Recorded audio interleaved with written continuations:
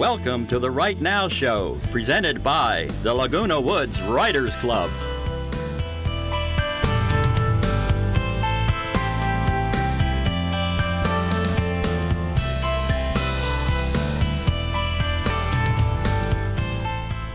Welcome to the Right Now Show. I'm Judy Saxon. And I'm Charlie Redner.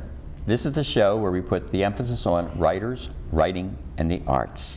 And I bet, I'm fine. I bet this is your favorite month, Charlie. I love April. As you know, it's Poetry Month. That's right, that's right. And about 7 years ago, I heard a performance poet, and I haven't stopped writing since. No high school, no college, but now I just can't get enough of it. I know you love it. I started writing poetry when I was in junior high school, and it was just so therapeutic.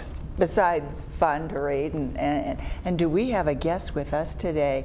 He was a guest at the Writers Club, and he kept us entertained. And he's also a frequent guest on the Spoken Word Club. Right, right. And I'd like to introduce him. Of course, he's a poet. Yes. He's an author of the written and the spoken word. Mm-hmm. He is a performance poet. His work has appeared in countless anthologies and is read across the globe, and he's performed across the globe. He's an actor, a Shakespearean actor, and a teacher of gifted children.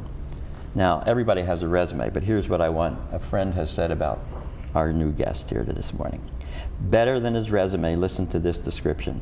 His poetry hums with reverence for the planet and all its creatures, from the subway to the sea, from Russia to Rio. He sings the songs of whales, dogs, wolves, and coyotes. The Poet Laureate of Laguna Beach, John Gardner. Welcome, John. Thank you very much, Charlie. And you know those words, you know where they came from? Yes, I do, and that's very nice of you to read it. It's interesting hearing that with the animal analogy, because I also brought a guest of my own. I know. This is my service animal. I don't go anywhere without him. Oh, I can see why. That's a good boy. You can get his face. He's taking his bow right now. That's enough, Manny. Don't upstage the rest of us. Nobody will be interested at all, except in you. So tell us a little bit. How did you get into poetry in the first place? I didn't get into poetry. Poetry got into me. Came out of you, right? Poetry picked me. Yes. You know, it really did. I couldn't get away from it. It kept coming back. From an early Same with age? Shakespeare, from an early age. Right. Same with Shakespeare. Wow. I did my first Shakespeare play, the senior class play in high school. We did Much Ado About Nothing. And I got cast in the lead, Benedict, an immense role to memorize. Right. And what was interesting, I had always been blessed, knock on Formica, with a really good memory. And so that I memorized everything. But throughout that short run in high school, by the end of it, and despite talking about it, rehearsals, etc., I didn't really know what I was saying. Oh. Because it was Shakespeare. I was concentrating on memorizing, not blowing any lines, but I was intrigued.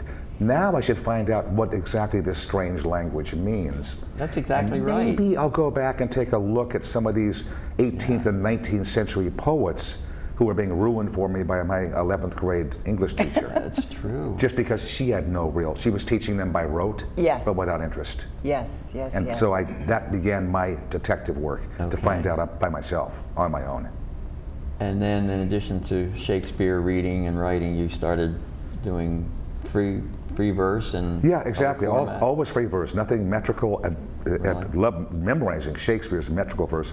No interest in writing metrical verse. No interest in writing sonnets ever. Oh wow. Yeah, but I like to write characters. You know, the lyric prose and story poems. Right. Beginning, middle, end. Right. So you're a storyteller that puts it down on paper I'd be happy just being called a storyteller. And you're a featured reader. You've been a featured reader in all kinds of places. And you shared a wonderful story with us at the Writers Club. Were you a featured reader in Russia? Yes, I was. I was a guest poet in St. Petersburg, Russia. Quite an honor. Wow. Well, I taught ESL, internet, to students over the years from probably 70 different countries, including teachers from around the world who were teaching ESL to their students when they went back. English second language. Right, English. And so I was teaching advanced TOEFL, the test of English as a foreign language, to the teachers who were going back. Okay. And so through my connections, they brought me to St. Petersburg as a guest poet, American poet. And I was told, even they wanted to read, and in customs, we want to know everything that you read, no politics. Oh, really? Not politics, you just read, be careful what you read. And then I remember the guy said, I don't understand. We thought Americans, you read Wall Street Journal during the day, you get fast food, and then you watch American Idol at night. Oh. Now how did you get culture? We thought it not exist there. Wow. Well, that's their perception. It's the world's perception, unfortunately. And what year was that when you went to 10 Russia? years, 2006, 10 years ago this spring. That's all. Wow. That's not that long ago. No. No, you want to hear that story, don't you? Yes, yes. So I get to the hotel. I got picked up by a 1957 Datsun or something like that. My guests who took blowing black smoke, and they said, "This is Russian limousine." Oh. So that they picked it at an airport, and they said, "Welcome, Ivan Sadovnikov," which is John Gardner in Russian. Oh, okay. Underneath it said John Gardner was completely botched, the spelling, but it was Ivan Sadovnikov. Drove me to the hotel, I checked in, was exhausted, had been traveling almost 30 hours, so I went down to the bar at white nights, so 11 o'clock at night, it looks like 11 o'clock in the morning. Just to throw my stuff in the room, go down, I'm gonna have a beer, I'm in Russia. Had a beer, I was gone for 45 minutes, went back up, not only had I been burgled, but the sophistication, they'd smashed the door so there were splinters on the floor and it's hanging off the hinges. I think somebody wanted to get in. So I went down, got the manager, so he comes back up. No, this is not good. This is not good for a guest. Let me get checklist. And so he went back down to check everything that had been ripped off. Right. And that's the story poem that I get to in this. Wow. So I think with no further ado, I'll just read it. Oh, Sure. okay, great. There was the cell phone he pointed to. I still have it. I have one of those Nokia poems. It's pre-flip phone. It's looks like a potato. I used to have one. Yeah. And he pointed at that also. Well, no wonder nobody want this. This was 10 years ago. So, Mother Russia. I wish you could have seen the hotel manager's face as we investigated the thoroughly trashed room I checked into only 2 hours before. I won't say welcome to Russia, but this not good. This bad for guest. I'd retired to the bar immediately after throwing my stuff into the room, the need for a cocktail far outweighing any thought of sleep after 24 hours of travel and then a couple more going through customs. You read these poems here, not politics, okay? No Putin, no Bush. Oh. St. Petersburg, formerly Leningrad, and me, just another poet in this land of poets. Giving a few readings and making sure I was up on my Pushkin, Tolstoy, and Akhmatova. The manager had a checklist for me to verify everything that had been stolen. All the usual material things were written down. Wristwatch, jewelry, laptop, electronic gadgets, camera, clothing, suitcase, etc. None of them applied. You have only old bag and this old clothes they throw on floor? Yes, sir, that's it. Nothing missing? Nope. You have nothing worth to take? I shook my head and he laughed and laughed. Let me buy you a drink. Word got around, and for the next 2 weeks, I never had to buy a drink in the bar. The pimps, hookers, and thieves slapped me on the shoulder, bought me beer or vodka, and asked about my day. Ivan, how you do? Where you read next? I was no longer John Gardner. I was Ivan Sadovnikov, proletarian poet of the people, a respected and celebrated comrade who had returned home. Oh, wonderful. I love it. I love it. True story. I believe it. They loved the fact that I didn't have anything worth taking, I love it. which was also Yeah. so un-American. It's That's very right. un-American. That's right. My goodness. That's right. Now, I know that you teach, when you teach the students at UCI, one of the things you teach is oral presentation, and of course you're just a pro at that. And tell us more about that, because that's so important in reading poetry for people to want to listen. And we talked about this in the green room. Yeah. It is amazing, and just to anybody who might be listening, pay attention to your friends, or basic conversation. Pay attention to how often the very first uttered back word or sound, it's not a word, uttered back to you in any conversation is, So how are you doing, John? I'm okay, how about you? Well, that's a dead sound. And by saying It that, is, yeah. right off, your listener has already been handed a sound that has no interest. As opposed to, John, how are you? I'll do this with my students. beat where I would have said or and I say, I'm fine. How about you? Right there, I've given them crystal sounds to listen to. What we're working against is this, because it proliferates. Yeah, so like, this is like the Right Stuff program, right? The light kind of stuff? Is this the writer stuff that I'm on now? Because you know, like, I told my friends, like, I'm going to be on TV. Is that right? So like, is that a TV? And like, so I was going to read some poems, like about Russia. And can I go to the mall afterwards? Because I want to look at some skateboards, you know? And so like, I brought my dog. And I'm ending all these statements with question marks. Right. You know, and so like, I brought my dog. I know you did, I can see your dog. So why are you asking me? Right. So Yes. we will talk about declarative sentences. And then your rhythm of just going up and down. It's the heartbeat language. Iambic pentameter. Ba-bum, ba-bum. Ba-bum, ba-bum, ba-bum. But soft what light through yonder window breaks. It is the east and Juliet is the sun. But of course you don't say it that specifically or you will put people to sleep. Imagine Romeo coming out. But soft what light through yonder window breaks. It is the east and Juliet is the sun. There, heartbeat, I hit it. I'm speaking perfectly. Now humanize it. Yeah. We talked about the performance poet Right. will have the tendency that he's got it memorized, forgets the humanity. It's about him and what he has to say, and he knows the audience will be entertained because his friends all laughed at the bar last night. It's true. This is Not so the best true. audience to get your notes from. Right. No. And so he might, again with that rhythm, so like, I had a girlfriend who dumped me last week. Now I'm trying to get myself together. And the sing-songingness of it Yes. drives it. I'm literally hurt. Everything in my body hurts, especially in my ears.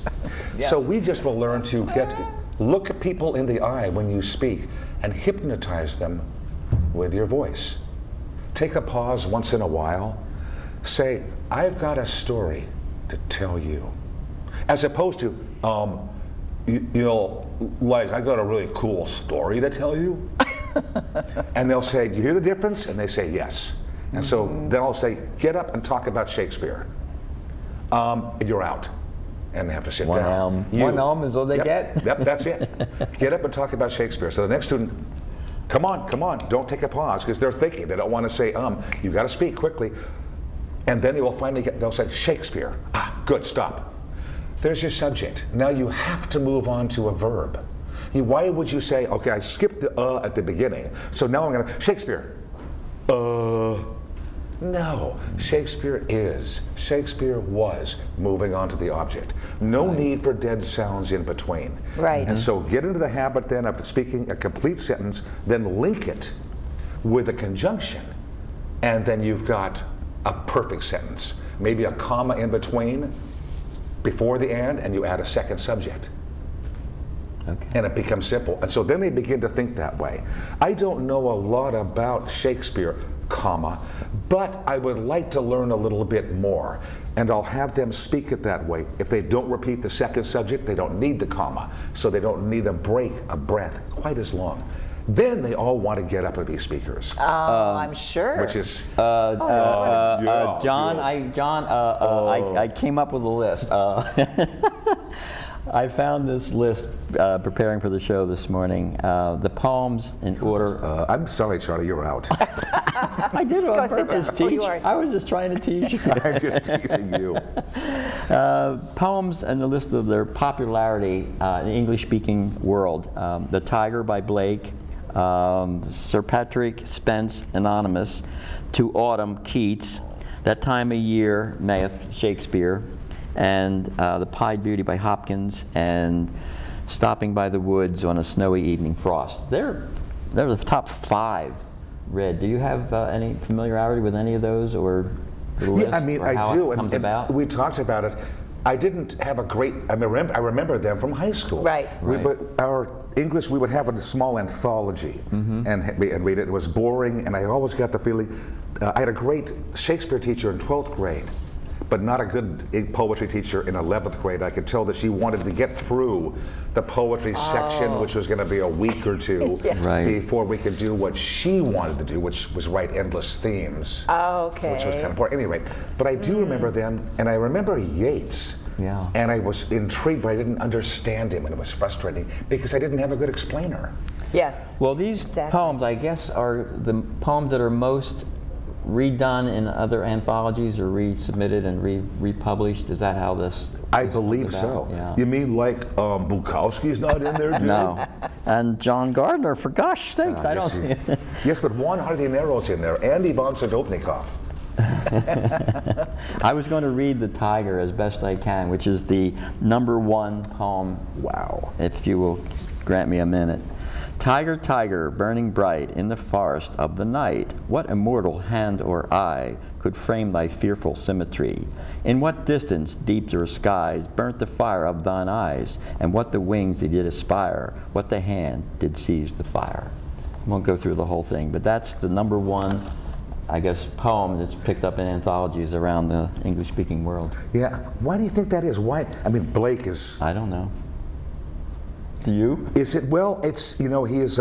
The Beats, all Beat poets, Right. all loved him and referred to him as one of the ultimate mystical poets. Yes. Right. But you don't really get a sense of mysticism in Tiger, Tiger, Burning Bright. I don't. In his other poems, I do. But I wonder if it's just because of the simple rhyme pattern, something easy to, and it's also kind of a love of nature. In the Well, you sense mentioned of, that if it's picked up in English books, and if it's picked up in anthologies, it'll self-repeat itself. It'll stay the #1 in the Yeah, world. That's exactly. what I No, think. it's That's like, what I there think it is. happens. It's Yeah. So be it. force of habit. Oh yeah, we got to do. We have to do the play. Yes, exactly. Do you have the 4th one that the sure do. Shakespeare? Would you like to read That it? time of year thou mayest in me behold. Now, what time of the year would that be? Probably when I was 30, I would have rather been beheld. By William Shakespeare, Sonnet 73. That time of year thou mayest in me behold, when yellow leaves, or none, or few, do hang upon those boughs which shake against the cold, bare, ruined choirs, where late the sweet birds sang. In me thou seest the twilight of such day, as after sunset fadeth in the west, which by and by black night doth take away, death's second self, that seals up all in rest. In me thou seest the glowing of such fire, that on the ashes of his youth doth lie, as the deathbed whereon it must expire, consumed with that which it was nourished by. This thou perceivest, which makes thy love more strong, to love that well which thou must leave ere long. Wow. I took, because I hadn't become familiar enough with it, I paused at a couple of pauses that were too long, because I hadn't read it 5 or 6 times aloud. Right. Which means I didn't do great service to it. But that's what I love about Shakespeare. Even the sonnets, I'm not a huge fan, Right. but I love his line breaks. He's smart enough to have commas, to have lines run into each other, and they become rhythmic. In poetry, lines are the most important. Most important thing. Yeah, definition of what you're doing. Judy, how do you feel about following Shakespeare and John reading Shakespeare with a piece of your own? I was going to read something by Dorothy Parker. You can do that first if you'd like. She died in 1967, but she was very witty, I thought. This is called One Perfect Rose. A single flower he sent me since we met. All tenderly his messenger he chose. Deep-hearted, pure, with scented dew still wet. One perfect rose. I knew the language of the floweret. My fragile leaves, it said, his heart enclose. Love long has taken for his amulet one perfect rose. Why is it no one ever sent me yet one perfect limousine? Do you suppose? Ah, no, it's always just my luck to get one perfect rose. I guess you'd rather have a limousine. I was going to read a piece that I wrote. We had a restaurant reviewer come to the Right Now show. No, she came to the Spoken Word, and she wanted to hide. She didn't want to come on TV. That's why she came to the Spoken Word. So I wrote a poem about her. It's called "We'll Write for Food." The editor explained, "I accept your restaurant review. Pay $50. Not accepted. You just bought yourself dinner. Well, a no-brainer, I tell myself. I hit Billy Bob's Barbecue on Wednesday. All the ribs you can eat, $35. $5 for a beer refill. Devoured all the beef and beer I could stomach. Left a 20 spot for Sally Mae. Went home and composed my piece. Next morning, stopped by the magazine, delivered my manuscript, and walked by to collect my fee. The editor declared he loved it, praised my depiction of the restaurant's ambience and the detailed description of the meal, delighted over my evaluation of the waitstaff, especially Sally Mae's physical attributes. Said he never expected me to discover and include the secret recipe of Billy Bob's barbecue sauce. He told me what a surprisingly fine writer I was. But, rejected, no pay. Totally perplexed and wondering if Sally Mae might return a portion of my overly generous tip, sadly, I depart the offices of the Vegan and Alcohol Prohibition Digest. So know your audience. Know your audience. Yeah. That's very good. And I like that Dorothy Parker. I think she was underrated as a poet. I do too. I do too. Read quite a few of her poems, and was same with D.H. Lawrence wrote some really wonderful poetry. Yeah. In addition to his books that were bad. How about T.S. Eliot? Did you? Well, we talked about this, Charlie. The Wasteland drove me nuts because I kept having to go down and look for all the Latin footnotes. Right. Yeah. And, the French, the Latin, the German. Oh, he used goodness. every different language. Everything, and mythological, and then it'd be the story about the satyr and the ram and the girl by the pond. That would be, which would drove me nuts with Shakespeare. But then J. Alfred Prufrock caught me completely off guard, and I could read that straight through, and there was a storyline to it. Right. And it made me want to read it again. I went, this has a lot of different levels. And again, we talked about, that was the beginning, including of naturalism, with William Carlos Williams coming into that. Right. And kind of that later, and Yeats being, especially The Second Coming, as being related to kind of like a really modern contemporary poem. Well, didn't Ezra Pound have a great influence on Eliot? But Pound, have you ever heard Pound read? No. I have him on tape reading his cantos. And it sounds like the voice of doom. Does it? Oh, his voice is like this. Then when the bell struck 12, the world came to an end. Doesn't that sound like Robert Frost, A too? little. Well, Frost is a little bit higher. A little higher, but it's still that. Kind of, Pound is scary. It sounds, to listen to. And T.S. Eliot's rather reedy, if I recall reading.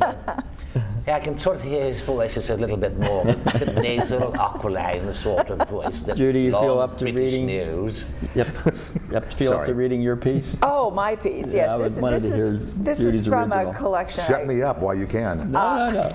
This is from a collection I wrote called Single Again, and it opened up a whole new world. And this is something I wrote called Too Young. Evie introduced me to her cousin Mel. You two have so much in common, she said. He has a wonderful sense of humor, and what a dancer, she added. Plus, he knows everything about computers. What Evie forgot to tell me was Mel's age. He's 16 years younger than I am.